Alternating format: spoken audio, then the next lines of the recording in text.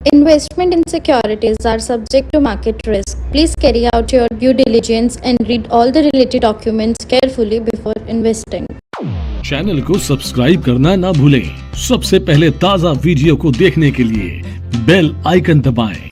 नमस्कार दोस्तों, जैसे कि हमने पिछले एपिसोड में आपसे प्रॉमिस किया था कि हम आपको आज डिस्कस करेंगे। एक सीरीज बना रहा हूँ मैं एक्चुअली आपको सारे कंप्लीट नॉलेज देने के लिए, और वो है हमारा इनकम टैक्स एक्ट 2025।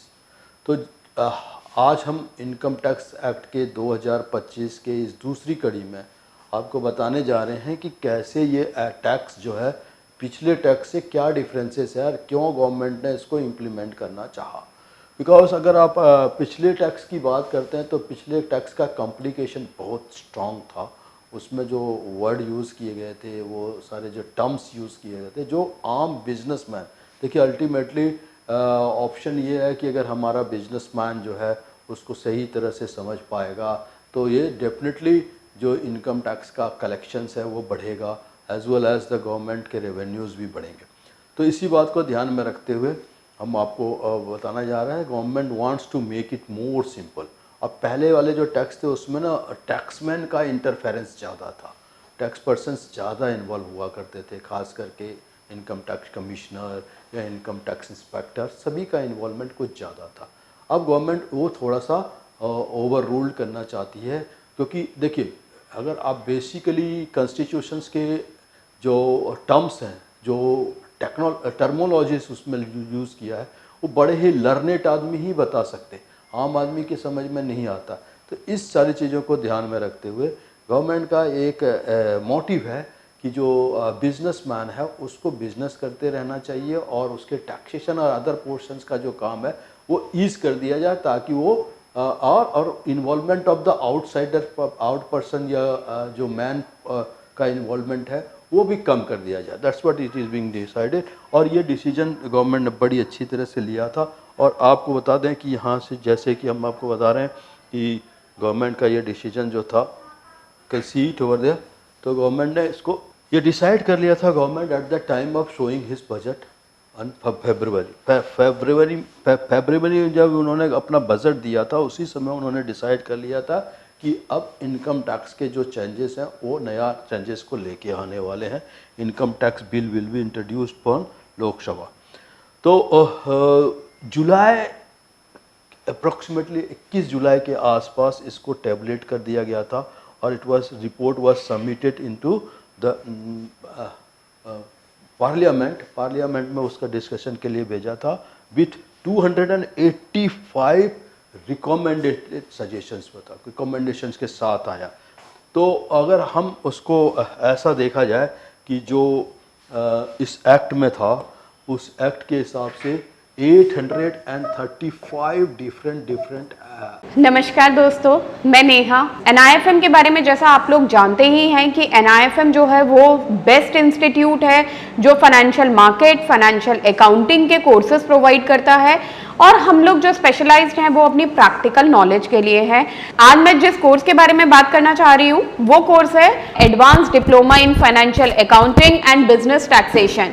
जी हाँ, अकाउंटिंग सेक्शन में अपना करियर बनाने के लिए आपके पास बहुत सारी अपॉर्चुनिटीज हैं। आज हर एक कंपनी 2 से 3 अकाउंटेंट को रिक्रूट करती है, और अगर हम बात करें बड़ी बड़ी कंपनीज की तो पूरे अकाउंट्स की एक टीम होती है। हर सेक्शन के लिए, हर डिवीजन के लिए अलग अलग इंसान की जरूरत होती है। तो वो इंसान आप क्यों नहीं है, आप वो इंसान तभी बन जो थे लॉ एक्ट थे इसके अंदर में, इस पर्टिकुलर लॉ में, उसमें से करीबन अप्रॉक्सीमेटली 323 या 300 जो एक्ट है जो नॉन रिलीवेंट एक्ट थे, नॉन रिलीवेंट, जिसका कि अब इस देखिए टेक्नोलॉजी डेवलप होता है। जैसे हमने देखा होगा पहले क्या होता था कि आदमी फेस टू फेस मिलते थे तभी सेल और परचेस कर सकते, अब तो क्लिक का ज़माना है। जैसे अभी देखो कितने सारे सेल चल रहे हैं जिसमें आपने कभी सेलर को देखा ही नहीं होगा, आपने कभी ना सेलर ने कभी बायर को देखा होगा, लेकिन ये सेल हो रहा है। और ये सेल इसलिए संभव हो रहा है क्योंकि इंफ्रास्ट्रक्चर इन्वर्ट हो जाता है, क्लाउड पे सेल आ रहे हैं, हम प्रोडक्ट को देखते हैं, फाइनलाइज करते हैं और परचेज करते हैं। तो टेक्नोलॉजी जब डेवलप होता है तो बड़ी सारे जो पुराने पैटर्न्स ऑफ डूइंग वर्क्स वो नॉन रिलीवेंट हो जाते हैं। तो उस नॉन रिलीवेंट एक्ट्स के आसपास करीबन 300 ऐसे एक्ट्स थे जिसको कि हटा दिया और इट अप्रॉक्सीमेटली 525 जो इफेक्टिव एक्ट्स है उसको रखा गया, बाकी के सारी चीज़ों को इसमें से रिमूव कर दिया गया। तो वहाँ पे उन्होंने टैबलेट किया जिसमें 285 रिकमेंडेशंस के साथ आए। देखिए जब भी कोई रिकमेंडेशन आता है तो कुछ उसके प्रोज भी आते हैं, कॉन्स भी आते हैं और फ्लोर पे इसका ऑलरेडी डिस्कशन होना था। तो कई बार डिस्कशंस हुए, बड़े सारे सजेशंस हुए। मिस्टर पांड्या थे इनके क्या कहते हैं गवर्नमेंट की तरफ से रिप्रेजेंटेटिव, उनके गाइडेंस में बहुत सारे लोगों ने बहुत सारे सजेशंस दिए। एक बार ये टैबलेट भी हुआ लेकिन ये कहीं पे इसका चैलेंजेस भी आया जिसकी वजह से वो पास नहीं हो पाया। तो इमीडिएटली आफ्टर रिवाइज करके इन्होंने अगस्त 2021 में इसको उफरा तफरी में पास किया गया, क्योंकि अब देखो हमारे पास बहुत कम टाइम रहता है क्योंकि ये अप्रैल 2026 से इसको लागू कर रहे हैं। तो जब इसको लागू करना था तो गवर्नमेंट को ये फास्ट ट्रैक पे काम करना था, इसलिए फास्ट ट्रैक पे काम करने के लिए दोबारा से टैबलेट किया और प्रेसिडेंट से साइन भी करा के, मतलब पहले पार्लियामेंट में आया, उसको उफरा तफरी में पास किया गया।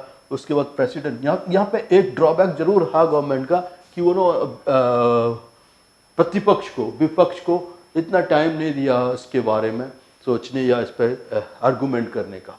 But it is being passed over by the parliament.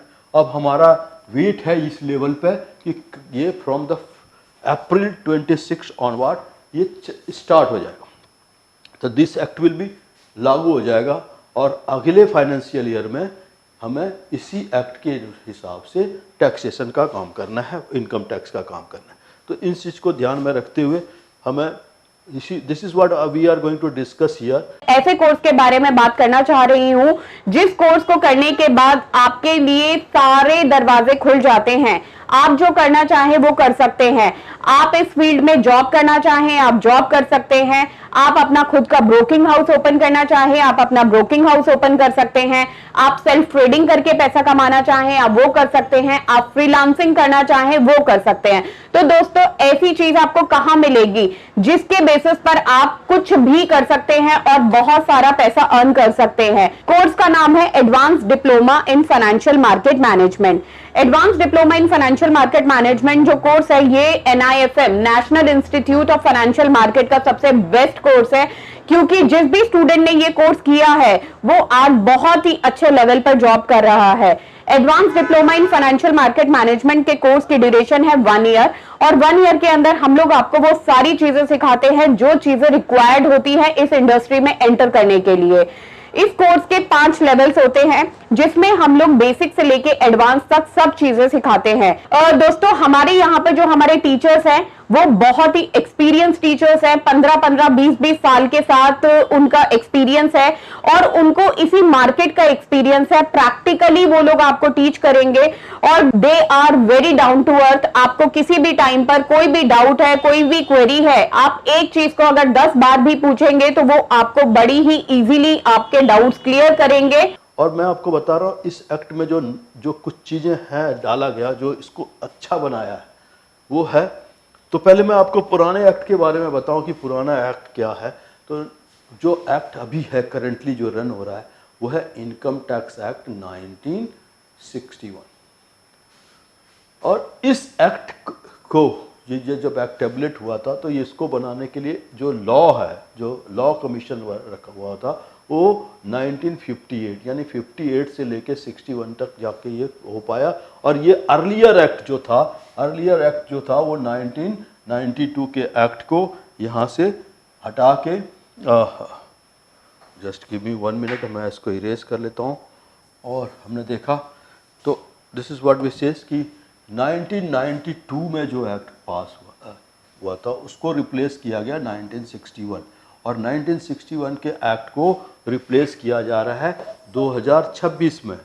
तो यू से देख सकते कि यहाँ से यहाँ तक बहुत बड़ा गैप है और इस गैप को ओवरकम करने के लिए, क्योंकि यहाँ पे जो देखिए एक एक्ट होता है उसमें बड़े सारे एक लॉ होता है, उसमें बड़े सारे एक्ट्स होते हैं, तो कुछ एक्ट्स ऑटोमेटिकली नॉन रिलेवेंट हो जाते हैं, तो उसको रिप्लेस करने के लिए इन्होंने ये सारी चीज़ें दी है ताकि ये ईज फील हो पर्टिकुलरली यूज़र को। तो एक्सटेंसिव अमेंडमेंट जो था इसमें क्या है, वो है आपका 65 आइटम्स थे जिसके ऊपर इन्होंने एक्सटेंसिव अमेंडमेंट किया है, और इसमें मोर देन 4000 प्लस बिल के जो अमेंडमेंट्स हैं उसको कंसीडर किया गया। ये एक्ट लास्ट 6 डिकेड से, यानी अगर आप इसको बात करते हैं तो 1961 से 2026 तक करीबन 60 इयर्स हो गए। 6 डिकेड से इसमें बड़े सारे संशोधन किया गया, और आपको पता है जब एक्ट में कोई संशोधन होता है तो उसकी कॉम्प्लिकेशंस बढ़ जाता है, कॉम्प्लेक्सिटीज बढ़ता है। तो कॉम्प्लिकेशंस की वजह से बड़े चीज़ें ऐसे थे जो कि आम बिजनेसमैन को, इवन आम क्या, जो एक्सपीरियंस बिजनेसमैन को भी समझ में नहीं आता था। तो कई लोग ना इससे स्केयर्ड हो गए थे। तो इस बात को ध्यान में रखते हुए ये जो 65 ये जो नॉन रिलीवेंट आइटम्स थे वो करीबन 4000 के आसपास था, जिसको कि यहाँ से हटाया गया और इसको नॉर्मल बनाने, इसको ईज करने की कोशिश किया। और एक ही मकसद था गवर्नमेंट का, to make it more relevant and significant. Non relevant item को हटाकर सिग्निफिकेंट किया, और न्यूमरस डिडक्शंस के साथ ये आएंगे। और ये बेसिकली क्या हो गया, ये हमने जैसे आपको एग्जांपल दिया, तो ये सिंप्लीफाई करने की कोशिश किया गया ताकि एक आम आदमी को इस एक्ट की सही समझ हो जाए, और वो बिना किसी एक्सटर्नल पर्टिकुलर पार्टीज के एक्सटेंशन से, वो इंटरफेरेंस से इस काम को बढ़ी। तो this is what is the motive behind it, और इसलिए गवर्नमेंट इसको इम्प्लीमेंट कर रही है इस तरह से। और हमने देखा it reduces the tax basis increment, और लैंग्वेज को सिंप्लीफाई कर दिया गया। एडिशनल लीगल टर्म्स जो थे उसको भी हटा दिए गए, और यहाँ पे इन्वॉल्वमेंट ऑफ द टैक्समैन्स को भी कम कर दिया गया ताकि ये इजी हो। So all this will reflect a proper impact on the act, और ये मुझे लग रहा है बहुत ही ज़्यादा फेमस होगा। तो आई होप अगर इसके अगले एपिसोड में हम आपको और डिस्कस करेंगे कि क्या क्या नई चीज़ें इसमें ऐड किया गया है। सो यहाँ पे आपको कंटिन्यूसली हमारे साथ बने रहना है, क्योंकि हम जो आपको इस एक्ट को समझा रहे हैं वो गवर्नमेंट के प्रेस रिलीज़ के बेसिस पे समझा रहे हैं, इसमें कोई एडिशनल इंफॉर्मेशन नहीं है। तो okay, thank you being with us.